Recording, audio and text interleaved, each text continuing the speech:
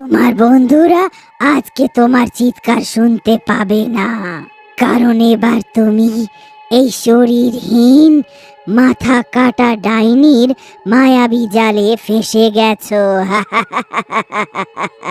পুরো ৭৫ বছর পরে আমি বলতে পারছি, নিজের শক্তি ব্যবহার করতে পারছি। তুমি আমার থেকে কি চাও? পিছনে পড়ে আছো। কারণ তুমি সেই ব্যক্তি যে আমার কবর খুলবে।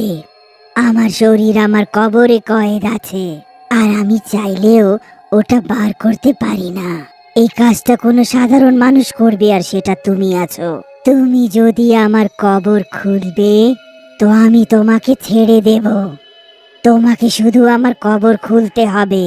একবার আমি আমার শরীর পেয়ে যাই তো আমি আমার মাথা আর শরীর জুড়ে এই গ্রামে ঘুরতে পারবো।